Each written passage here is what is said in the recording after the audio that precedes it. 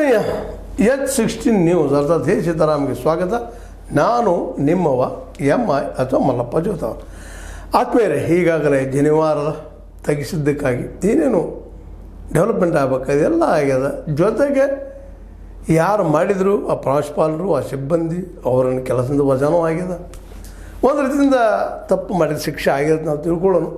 ಇದು ಕಡಿಮೆ ಆದರೆ ಒಳ್ಳೆಯದು ಅಂತ ಒಂದು ಮೊದಲೇ ಮಾತು ಹೇಳ್ತಾ, ಈ ವಿಷಯವನ್ನು ಇನ್ನಷ್ಟು ಗಂಭೀರ ಮಾಡುವ ಅವಶ್ಯಕತೆ ಇಲ್ಲ ಅನ್ನೋ ಮಾತನ್ನು. ಇನ್ನೊಂದು ಉಳಿದಿದ್ದು, ಯಾವ ವ್ಯಕ್ತಿ ಯಾವ ವಿದ್ಯಾರ್ಥಿಯನ್ನು ಪರೀಕ್ಷೆ ಕೂಡಿಸಲಾರದ ಹೊರಗೆ ಹಾಕಿದ್ರು, ಆ ವಿದ್ಯಾರ್ಥಿಗೆ ಪರೀಕ್ಷೆ ಅವಕಾಶ ಮಾಡಿಕೊಟ್ರೆ ಒಂದು ರೀತಿ ಅಲ್ಲ, ನಿಜವಾದ ನ್ಯಾಯ ಒದಗಿಸಿದಂಗೆ ಆಗ್ತದೆ. ಇದು ಇಷ್ಟರ ಮಟ್ಟಿಗೆ ಇದು ಒಂದು ಏನಪ್ಪ ಅಂತಂದ್ರೆ ಯೋಗ್ಯವಾದ ನಿಲುವು, ಎಲ್ಲರೂ ಸಮಾಧಾನ ಆಗುವಂಥ ವಿಷಯ. ಆದರೆ ಇದಿಷ್ಟಕ್ಕೆ ನಿಲ್ತದೆ ಅನ್ನುವಂಥ ಮಾತುಗಳು ಎದ್ದು ಬರ್ತಾ ಇಲ್ಲ, ಕಾಣ್ತಾ ಇಲ್ಲ. ಇನ್ನಷ್ಟು ಜೋರಾಗುವಂಥ ಜಾತಿ ನೆಲೆಗಟ್ಟಿನ ಮತ್ತೆ ಹೋಗುವಂಥ ವಿಷಯಗಳು. ಜೊತೆಗೆ ನಮ್ಮ ಈ ಬ್ರಾಹ್ಮಣ ಸಮಾಜದ ಒಬ್ಬ ಧಾರ್ಮಿಕ ಮುಖಂಡರಾದಂಥ ರಾಘವೇಶ್ವರ ಭಾರತೀ ಸ್ವಾಮೀಜಿಯವರಾಗಿರ್ಬೋದು, ಇನ್ನುಳಿದವರಾಗಿರ್ಬೋದು, ಇದನ್ನು ಸೀರಿಯಸ್ ಆಗಿ ತೊಗೊಳ್ಬೇಕು. ಯಾವುದೇ ಧರ್ಮದ ಚಿಹ್ನೆಯ ನೆಲಗಟ್ಟಿನಲ್ಲಿ ಅವರನ್ನು ಹೊರಗೆ ಹಾಕೋದಂಗೆ ಆಗಬೇಕು ಅಂತೇನೋ ಇದರಿಂದ ಒಂದು ಜಾತಿ ದ್ವೇಷದ ಅನ್ನುವಷ್ಟು ಮಟ್ಟಿಗೆ ಮಾತಾಡ್ತಾ ಇದ್ದಾರೆ. ಜಾತಿ ದ್ವೇಷಂತ ಈ ದೇಶದಲ್ಲಿ ಎಲ್ಲರಲ್ಲೂ ಅದ. ಇದು ಕೇವಲ ಬ್ರಾಹ್ಮಣರಷ್ಟೇ ದ್ವೇಷಿಸಬೇಕಂತಿಲ್ಲ, ಇನ್ನೊಬ್ಬರು ಸಮಾಜ ದ್ವೇಷಿಸಬಾರದು ಅಂತೇನಿಲ್ಲ, ಎಲ್ಲದರಲ್ಲ. ನೋಡ್ರಿ, ಇನ್ನೊಂದು ಕಡೆ ಮೈಸೂರಲ್ಲೇ ಅಲ್ಲಿ ತಾಲೂಕಿನ ವಾಜಮಂಗಲದಲ್ಲಿ ಅಂಬೇಡ್ಕರ್ ಭಾವಚಿತ್ರಕ್ಕೆ ಈ ಒಂದು ಹೇಸಿಗೆಯನ್ನು ಬರೆಸಿದ್ದು. ನಾ ಅಂತ ಅಲ್ಲ ಶಬ್ದಷ್ಟ ಅದನ್ನು. ಇದು ಅಪಮಾನ ಮಾಡುವಂಥದ್ದು ದಿನ. ಇದು ಎಲ್ಲ ಕಡೆ ಹಬ್ಬಿಟ್ಟದೆ ಇವತ್ತು ಜಾತಿ ದ್ವೇಷ ಅಂತ. ಆ ರೀತಿಯಾಗಿ ನಾವು ಇವತ್ತು ಜಾತಿಯನ್ನು ಬೆಳೆಸ್ಕೊಂಡ್ಬಿಟ್ಟಿದ್ವಿ. ಆ ದಿಶೆಯಲ್ಲೇ ನಾವೆಲ್ಲರೂ ಏನಾದರೂ ಪ್ರಯತ್ನ ಮಾಡಿ ತಿಳಿಯುವಂಥ ಒಂದು ವ್ಯವಸ್ಥೆ ಮಾಡ್ಕೋಬೇಕು ವಿನಃ ಕ್ರಿಯೆಗೆ ಪ್ರತಿಕ್ರಿಯೆ ಆಗಬಾರ್ದು. ಯಾಕಂದರೆ ಈಗಾಗಲೇ ಕ್ರಿಯೆಗೆ ಪ್ರತಿಕ್ರಿಯೆಯಾಗಿ ಈ ದೇಶದಲ್ಲಿ ಎರಡು ಬನನ ಆಗಿ ಹೋಗ್ಬಿಟ್ಟಿದ್ದಾವೆ. ಈ ಒಂದು ಗುಜರಾತ್ದಲ್ಲಿ ಏನಾಯಿತು ನಿಮಗೂ ಗೊತ್ತದ ಆ ವಿಷಯ. ವಿಶೇಷವಾಗಿ ಆ ಒಂದು ಏನು ಜಾತಿ ದ್ವೇಷ, ಧರ್ಮದ ದ್ವೇಷದಿಂದ ಏನಾಯಿತು ಗುಜರಾತ್ದಲ್ಲೇ, ಅದು ನಾವು ಇವತ್ತಿಗೂ ಅದರ ಹಿಡಿಶಾಪವನ್ನು ಅನುಭವಿಸ್ತಾ ಇದ್ದೀವಿ. ಹಿಂದೂ ಮತ್ತು ಮುಸ್ಲಿಮರ ಮಧ್ಯದಲ್ಲಿ ಒಂದು ದೊಡ್ಡ ಧ್ರುವೀಕರಣ ಆಗಿ ಹೋಗ್ಬಿಟ್ಟಿತ್ತು ಅನ್ನೋದು. ಅದು ಇನ್ನು ಕಡಿಮೆ ಆಗಲಿ ಅಂತೇಳಿ ಯಾವುದೇ ಧರ್ಮದ ನಾಯಕರಿರಲಿ ಅಥವಾ ಮುಖಂಡರಿರಲಿ, ಧರ್ಮಗುರುಗಳಿರಲಿ, ಈ ವಿಷಯದಲ್ಲಿ ಸಂಯಮ ವಹಿಸಿದಷ್ಟು ಒಳ್ಳೆಯದು ಅಂತೇಳಿ. ಯಾಕಂದರೆ ಈಗಾಗಲೇ ಈ ಕೇಸನ್ನು ಸ್ವಯಂ ಪ್ರೇರಿತವಾಗಿ ದಾಖಲೆ ಮಾಡಿದ್ದಾರೆ, ಎನ್ಕ್ವೈರಿ ಮಾಡ್ತಾ ಇದ್ದಾರೆ. ಆರಂಭ ಹಂತದ ಯಾರ್ಯಾರು ತಪ್ಪು ಮಾಡಿದವ್ರಿಗೆ ಶಿಕ್ಷಣ ಕೊಟ್ಟಿದ್ದಾರೆ. ಇನ್ನೇನಪ್ಪ ಅಂದರೆ ಯಾರ ಹುಡುಗರು ವಿದ್ಯಾರ್ಥಿಗಳು ಈ ಪರೀಕ್ಷೆಯಿಂದ ಹೊರಗುಳಿದ್ರು ಈ ಒಂದು ಜನವಾರ ಕಾರಣಕ್ಕಾಗಿ ಅವ್ರಿಗೆ ಮತ್ತೊಮ್ಮೆ ಎಕ್ಸಾಮ್ ತೊಗೊಳ್ತಾನೆ ಅನ್ನೋ ಮಾತನ್ನು ಮಾತಾಡಿದ ಸರ್ಕಾರ. ಈ ನೆಲೆಯಲ್ಲಿ ಇದೊಂದು ಏನೋ ಹಂತಕ್ಕೆ ಬಗೆಹರಿಬೋದು, ಬಟ್ ಇದು ಬಗೆಹರಿತದನ ಅನ್ನುವಂಥ ಒಂದು ಪ್ರಶ್ನೆ. ಯಾಕಂದರೆ ಈ ದೇಶದ ತುಂಬ ಏನೋ ವ್ಯವಹಾರ ಆಗಬೇಕಾಗಿದ್ರೆ ಇವತ್ತು ಜಾತಿ ಹಿಡ್ಕೊಂಡು ಆಗುವಂಥ ಪ್ರಮೇಯಗಳು ಬರ್ತಾ ಇದ್ದಾವೆ. ಅದರಲ್ಲೂ ಒಂದು ಕಡೆ ಅಂಬೇಡ್ಕರ್ ವಿಚಾರಧಾರೆ ಜನ ಒಂದು ಕಡೆ ಸರಿತಾ ಇದ್ದಾರೆ ನಿಧಾನಕ್ಕೆ. ಇವರಂತೆ ಈ ಮೇಲ್ವರ್ಣೀಯ ಜನ್ಯ ಜಾತಿಯಗಳ ಇವರು ಸಹಿತ ಒಂದು ಏನಪ್ಪ ಅಂದರೆ ಸಮುದಾಯ ಆದಂಥದ್ದು ಮೇಲ್ಜಾತಿಗಳು ಕೂಡ್ಕೊಂಡು ತಾವೊಂದು ಏನಪ್ಪ ಅಂದ್ರೆ ಧ್ರುವೀಕರಣ ಆಗ್ತಾಯಿದ್ದಾರೆ. ಇದರಿಂದಾಗಿ ಈ ದೇಶದಲ್ಲಿ ಏನಪ್ಪ ಅಂತಂದ್ರೆ ಈ ಉದ್ಯೋಗ ಸೃಷ್ಟಿಯಾಗೋದಾಗಲಿ, ಮತ್ತೇನೂ ಆಗಲಿ, ವೈಜ್ಞಾನಿಕ ಬೆಳೆದಾಗಲಿ, ವೈಚಾರಿಕ ಬೆಳೆದಾಗಲಿ ಆಗ್ತಾ ಇಲ್ಲ ಅನ್ನೋದನ್ನು ನಾವು ಗಮನಿಸಬೇಕಾಗಿದೆ. ಯಾಕೆಂದರೆ ಇದು ಒಂದು ಏನೋ ಅಪರೂಪಕ್ಕಾದಂಥ ಘಟನೆ ಅಂತ ಹೇಳ್ಬೋದು. ಏನು ಮೇಲ್ಮೇಲೆ ಆದಂಥದ್ದಲ್ಲ, ಯಾವುದೋ ಒಂದು ಸಂದರ್ಭದಲ್ಲ. ಯಾಕೆಂದರೆ ಈಗಾಗಲೇ ಹಿಂದಿನ ಸಂಚಿಕೆಯಲ್ಲಿ ನಾವು ಚರ್ಚೆನೂ ಮಾಡಿದ್ದೀವಿ ಅದನ್ನು. ಈ ಬ್ಲೂಟೂತ್ ಆಗಲಿ ಮತ್ತೇನೋ ಆಗಲಿ ಟೆಕ್ನಿಕಲ್ ಇದ್ದಂಥ ಈ ಯುಗದಲ್ಲೇ ಇವೆಲ್ಲ ಸಂಶಯನ ಈವನ್ನ ಈ UPSC ನೆನಪು ಮಾಡಿದ್ದೆ, ನಿಮಗೆ ರೆಫರ್ ಮಾಡಿದ್ದೇನೆ. ಈ ಗುಳದಾಳಿಗಳನ್ನು ಸಹಿತ ತೆಗೆದಿಡುವಂಥದ್ದು. ಯಾಕಂದ್ರೆ ಅದರಲ್ಲಿ ಏನೇನು ಇರ್ತದೆ ಅನ್ನೋದು ಏನಿಲ್ಲ ಅನ್ನುವಂಥದ್ದು. ಚೈನಾ, ಗುಳದಾಳಿ, ಬಳಿ, ಮೂಗ್ಬಟ್ಟ, ಇವು ಕಿವಿ ಓಲೆಗಳನ್ನು ಇವು ತೆಗೆದಿಡುವಂಥದ್ದನ್ನು ನಾವು ನೋಡಿದ್ದೀವಿ. ಇದು ಕಾರಣ ಎಕ್ಸಾಮ ಅಲ್ಲಿ ಕಾಫಿ ಆಗದೇ ಇದ್ದರೆ ಏನು ಪ್ರಶ್ನೆನ ಬರ್ತಿರಲಿಲ್ಲ. ಆದರೆ ಇವತ್ತು ಕಾಫಿ ಹಾವಳಿ, ಅದರಲ್ಲೂ ಇನ್ನೊಬ್ಬರ ಹಕ್ಕನ್ನು ಯಾವುದೋ ರೂಪದಲ್ಲಿ ಕದಿಯುವಂಥ ಒಂದು ಪ್ರವೃತ್ತಿ ಹೆಚ್ಚಾಗಿದ್ದರಿಂದಾಗೆ ಇವೆಲ್ಲ ಕಾನೂನುಗಳು ಬರ್ತಾ ಇದ್ದಾವೆ.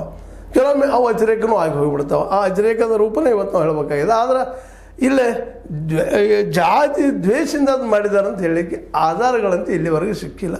ನಮ್ಮ ರಾಘವೇಶ್ವರ ಭಾರತೀ ಸ್ವಾಮೀಜಿಯವರ ಆರೋಪ ಮಾಡುವಾಗ ಪ್ರಕರಣದ ಹಿಂದೆ ಜಾತಿ ದ್ವೇಷ ಅದ ಅನ್ನುವಂಥದ್ದು ಇಲ್ಲಿ ನಾವು ಅದನ್ನು ಆ ರೀತಿ ನೋಡಬಾರ್ದಾಗಿದೆ. ಯಾಕಪ್ಪ ಅಂದ್ರೆ ಇಲ್ಲೇ ನೇರವಾಗಿ ಒಂದಿಷ್ಟು ಮಾತು ಅವ್ರು ಹೇಳಬೇಕಾಗದ. ಬೀದರ್ನಲ್ಲಿ ಶನಿವಾರದ ಕಾರಣಕ್ಕೆ ವಿದ್ಯಾರ್ಥಿಗೆ CET ಪರೀಕ್ಷೆ ಬರೆಯಲು ಅವಕಾಶ ನೀಡದ ಮತ್ತು ಶಿವಮೊಗ್ಗದಲ್ಲಿ ಶನಿವಾರ ತುಂಡರಿಸಿದ ಘಟನೆ ದುರ್ವರ್ತನೆಯ ಪರಮಾವಧಿ, ಇದನ್ನು ಸಮಸ್ತ ಸಮಾಜ ಪ್ರತಿಭಟಿಸಬೇಕು ಅಂತೇಳಿ ರಾಮಚಂದ್ರಾಪುರ ಮಠದ ರಾಘವೇಶ್ವರ ಭಾರತೀ ಸ್ವಾಮೀಜಿಯವರು ಹೇಳಿದ್ದಾರೆ.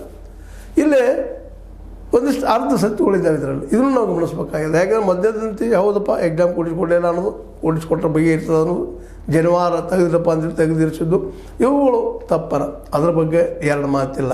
ಆದರೆ ಅದೇ ಕಾಲಕ್ಕೆ ಜನಿವಾರವನ್ನು ತುಂಡರಿಸಿದರು ಅನ್ನುವಂಥ ಮಾತು ಇದು ಅತಿರೇಕದ್ದು ಅಂತೇಳಿ.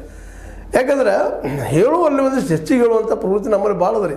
ಇವತ್ತು ನೋಡ್ರಿ, ಒಂದು ಸಣ್ಣ ನಾವು ಒಂದು ಯಾವುದೋ ಒಂದು ಹಾವನ್ನು ಮತ್ತೇನೋ ವಿಷಯಂತನೂ ಹೊಂದಿರ್ತೀವಿ, ಮರದು ಶಿಷ್ಟು ಉದ್ದಾಗ್ತದೆ, ಆನಂದ ಮತ್ತು ಉದ್ದಾಗ್ತದೆ, ಹಂಗೆ ಆಗಿದೆ ಇದು. ಜನಿವಾರವನ್ನು ತುಂಡರಿಸಲ್ಲ ಅಂತೇಳಿ ಅಲ್ಲಿಯ ನಮ್ಮ ಏನಪ್ಪ ಅಂತಂದ್ರೆ DC ಅವರು ಜಿಲ್ಲಾಧಿಕಾರಿ ಸ್ಪಷ್ಟವಾಗಿ ಹೇಳಿದ್ದಾರೆ, ಇಲ್ಲ ಅದು ಯಾವುದೂ ಆಗಿಲ್ಲಲ್ಲೇ ನಾವು ತುಂಡರಿಸಿಲ್ಲ ಅನ್ನುವಂಥ ಮಾತನ್ನು ಸ್ಪಷ್ಟವಾಗಿ ಹೇಳ್ಕೊಂಡಿದ್ದಾರೆ. ಹೀಗಾಗಿ ಇಲ್ಲಿ ಏನಪ್ಪ ಅಂತಂದ್ರೆ ನಾವು ತಿಳ್ಕೊಬೇಕಾಗಿದ್ದೇನಪ್ಪ ಅಂತಂದ್ರೆ ಇಲ್ಲ ಇಂತಹ ಕಪೋಲ ಕಲ್ಪಿತ ವಿಚಾರಗಳಿಗೆ ಮಾತ್ರ ಅವಕಾಶ ಕೊಡಬಾರ್ದಾಗಿದೆ. ಇಲ್ಲಿ ಸ್ಪಷ್ಟವಾಗಿ ಹೇಳ್ತಾರೆ ಜಿಲ್ಲಾಧಿಕಾರಿಗಳು. ಬ್ರಾಹ್ಮಣ ಮಹಾಸಭಾದ ಆರೋಪದ ಕುರಿತು ಪ್ರತಿಕ್ರಿಯಿಸಿದ ಜಿಲ್ಲಾಧಿಕಾರಿ ಏನು ಹೇಳ್ತಾ ಇದ್ದಾರಪ್ಪ ಅವರು ಅಂದ್ರೆ, ವಿದ್ಯಾರ್ಥಿಯ ಜನಿವಾರವನ್ನು ಕತ್ತರಿಸಿಲ್ಲ, ಜನಿವಾರವನ್ನು ವಿದ್ಯಾರ್ಥಿ ಕೈಯಿಂದಲೇ ತೆಗೆಸಲಾಗಿದೆ, ಕತ್ತರಿಸಿಲ್ಲ, ವಿದ್ಯಾರ್ಥಿಯ ಕೈಯಿಂದಲೇ ತೆಗೆಸಲಾಗಿದೆ. CCTV ಕ್ಯಾಮ್ರಾದಲ್ಲಿ ಸೆರೆಯಾದ ದೃಶ್ಯದಲ್ಲಿ ಸ್ಪಷ್ಟವಾಗಿ ಕಾಣಿಸುತ್ತದೆ. ಜನಿವಾರವನ್ನು ಕತ್ತರಿಸಿ ಕಸದ ಬುಟ್ಟಿಗೆ ಎಸೆಯುವ ಯಾವ ಕೃತ್ಯವೂ ನಡೆದಿರುವುದು ಸ್ಪಷ್ಟಪಡಿಸಿದ್ದಾರೆ. ಹೌದು, ಕತ್ತರಿಸುವುದು ತಪ್ಪದು, ಅಪರಾಧ, ಆದರೂ ಮಾಡಿಲ್ಲ, ತೆಗೆಸಿಟ್ಟಿದ್ದಾರೆ. ತೆಗೆಸೋದು ಕಾರಣ ವೈಜ್ಞಾನಿಕವಾಗಿ ಇವತ್ತು ಬ್ಲೂಟೂತ್, ಕಾಫಿ, ಗೀಫಿ 108 ಒಬ್ಬ ಯೋಗ್ಯ ಸಮರ್ಥ ಅಭ್ಯರ್ಥಿಗೆ ಸೀಟು ಸಿಗದಂಗೆ ಆಗಬಾರ್ದು, ಅನ್ಯಾಯ ಆಗಬಾರ್ದು ದೃಷ್ಟಿಯಿಂದ ಎಲ್ಲ ಮಾಡ್ತಾಯಿದ್ದಾರೆ ವಿನಃ ಯಾವುದೇ ಜಾತಿ ನೆಲೆಗಟ್ಟಿನಲ್ಲೇ ಇವರು ಬ್ರಾಹ್ಮಣರದಾರಪ್ಪ, ಇವರ ಜನಿವಾರ ತೆಗೆಸೋಣ, ಇವರು ಲಿಂಗಾಯತರದಾರಪ್ಪ, ಇವ್ರದ್ದು ಏನು ಶಿವದಾರ ತೆಗೆಸೋದು, ಇಂಥ ಒಂದಲ್ಲ, ಇನ್ನು ಕೆಲವೊಂದು ಉಡದ್ರ ಹಾಕೊಂಡ್ಬಂದಿರ್ತಾರೆ ಅದನ್ನು ತೆಗೆಸೋದು, ಇವ್ಯಾವಿಲ್ಲ. ಅದನ್ನು ದಯವಿಟ್ಟು ಪ್ರಸಾರ ಮಾಡಲಾರ್ದು ನಮ್ಮ ಮೀಡಿಯಾ ಆದರೂ ಸಹ ಇದ್ರ ಬಗ್ಗೆ ಕಾಳಜಿ ವಹಿಸಬೇಕಾಗಿದೆ. ಯಾಕಪ್ಪ ಅಂತಂದ್ರೆ ಈ ಜಾತಿ ದ್ವೇಷದ ಮಾತು ಏನಾಗಿಬಿಡ್ತಾವಪ್ಪ ಅಂದ್ರೆ ನಾಳೆ ಮತ್ತೊಂದು ಕೋಮು ದೊಡ್ಡರಿಗೆ ಕಾರಣಗಳು ಆಗುವಂಥ ಸಾಧ್ಯತೆಗಳಿದ್ದಾವೆ.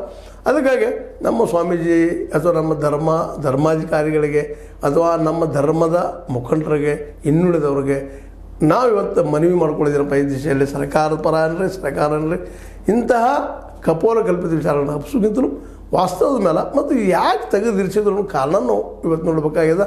ಹೌದು, ತೆಗೆಸಿರಬಾರ್ದು, ಧಾರ್ಮಿಕ ಚಿಹ್ನೆಗಳು ತೆಗೀರಂತ ಸರ್ಕಾರ ಎಲ್ಲರೂ ಪ್ರತಿನಿಧಿ ಹೇಳಲಿಕ್ಕೆ ಆಗೋದಿಲ್ಲ. ಸಂದರ್ಭ ತಕ್ಕಂಗೆ ಒಂದಿಷ್ಟು ತಪ್ಪು ವಸ್ತುವನ್ನು ನಿರ್ಧಾರ ತೊಗೊಳ್ಬೇಕಾಗ್ತದೆ. ಆ ದಿಶೆಯಲ್ಲಿ ತೆಗೆದುಕೊಂಡಿದ್ದಾರೆ ಪ್ರಾಂಶುಪಾಲರು, ಮತ್ತು ಅವರು ಒಬ್ಬ ಏನಪ್ಪ ಅಂದರೆ ರೆಸ್ಪಾನ್ಸಿಬಲ್ ಪರ್ಸನ್ಸ್ ಇದ್ದಾರೆ, ವ್ಯಕ್ತಿಗಳಿದ್ದಾರೆ. ಅವ್ರು ಯಾಕೆ ಹಂಗೆ ಮಾಡಿದ್ರು ಅನ್ನೋದಕ್ಕೆ ಆ ನಿಯಮಾವಳಿಗಳನ್ನು ಕಾರ್ಯನಿರ್ತಾವಂತ ನಾವು ನೆನಪಿಸ್ಕೊಂಡ ಅವ್ರನ್ನ ಎನ್ಕ್ವೈರಿ ಅದು ಕ್ಲಿಯರ್ ಆಗ್ಬೋದು ಮೋಸ್ಟ್ಲಿ ಅಂತ ಹೇಳ್ತಾ, ಇದು ಜಾತಿ ದ್ವೇಷದಿಂದ ನಡೆದದ್ದಲ್ಲ, ಇದು ಸಹಜವಾಗಿ ನಡೆದಂಥದ್ದು. ಆದಷ್ಟು ಪರೀಕ್ಷೆಗಳು ಪವಿತ್ರವಾಗಿ ನಡೀಲಿ, ಪ್ರಾಮಾಣಿಕವಾಗಿ ನಡೀಲಿ, ಯೋಗ್ಯ ಹಾರ್ಡ್ ವರ್ಕ್ ಮಾಡಿದಂಥ ಒಬ್ಬ ವ್ಯಕ್ತಿ ಅನ್ಯಾಯ ಆಗದೇ ಇರಲಿ, ಸತ್ಯವಂತ ವಿದ್ಯಾರ್ಥಿಗೆ ಅವು ಬರೆದಕ್ಕೆ ಸರಿಯಾದ ಮಾರ್ಕ್ಸ್ ಸಿಗಲಿ ಅನ್ನುವಂಥ, ಮತ್ತು ಅವು ಬೇಕಾದಂಥ ಸೀಟ್ ಆಗಲಿ ಮತ್ತೆ ಸಿಗಲಿ ಅನ್ನುವಂಥ ಉದ್ದೇಶದ ಸದುದ್ದೇಶದಿಂದ ಮಾಡಿದ ತಪ್ಪ ನಮ್ಮನ್ನು ಗಾದೆ ಮಾತದ 100 ಸುಳ್ಳು ಹೇಳಿ ಒಂದು ಮದುವೆ ಮಾಡಂತಾರೆ. ಇದರ ಅರ್ಥ ಎಷ್ಟು ಸುಳ್ಳು ಹೇಳಬೇಕಂತಲ್ಲ, ಕೆಲವೊಮ್ಮೆ ಸುಳ್ಳು ಹೇಳೋ ಪ್ರಸಂಗ ಬಂದಾಗ ಅದು ಒಳ್ಳೇದಾಗ್ತದೆ, ಸುಳ್ಳು ಹೇಳಿ ತಪ್ಪಲ್ಲ ಅಂತೇಳಿ. ಹಾಗೆ ಇವರೇನೋ ನಮ್ಮ ಪ್ರಾಂಶುಪಾಲರು ಮಾಡಿದಂಥ ತಪ್ಪು ದೊಡ್ಡ ತಪ್ಪಲ್ಲ, ಅದು ಬೆಳೆಸೋ ಅವಶ್ಯಕತೆ ಇಲ್ಲ. ಯಾಕಂದ್ರೆ ಅಂಬೇಡ್ಕರ್ ಚಿತ್ರಕ್ಕೆ ಇವತ್ತು ಮಲ ಬಳಿತಿರುವಂಥ ಘಟನೆ ನಡೆಯುವಾಗ ಇದಾವ ದೊಡ್ಡ ಅಪರಾಧನೂ ಅಲ್ಲ ಅನ್ನೋದನ್ನು ನಾವು ಗಮನಿಸಿ, ನಾವು ಜಾತಿ ಬಿಟ್ಟು ನಿಂತು ನೀರಂಥ ಜಾತಿ ಬಿಟ್ಟು ಹೊಸ ವಿಚಾರಕ್ಕೆ ಅಡಿಟ್ರೆ ಒಳ್ಳೆಯದು. ಅದರಲ್ಲೂ ಜಾತಿ ದ್ವೇಷ ಅನ್ನುವಂಥ ಮಾತು ದಯವಿಟ್ಟು ಎಲ್ಲ ಹಿರಿಯರು ಆಡದಿದ್ದರೆ ಒಳ್ಳೆಯದು ಅಂತ ಹೇಳ್ತಾ, ಇದು ನಿಮಗೆ ಲೈಕ್ ಆಗಿರ್ಬೋದು, ಲೈಕ್ ಮಾಡಿ ಶೇರ್ ಮಾಡಿರಿ, ಕಮೆಂಟ್ ಮಾಡಿ, ಜೊತೆಗೆ ಸಬ್ಸ್ಕ್ರೈಬ್ ಆಗೋದು ನಿಲ್ಲಿಸ್ಲಿಕ್ಕೆ ಹೋಗ್ಬೇಡ್ರಿ. H16 ನ್ಯೂಸ್ ಅರ್ಥಾತ್ H ಸೀತಾರಾಮ್, ಇದು ಸತ್ಯದ ಕೈಗನ್ನಡಿ ವಂದನೆಗಳು.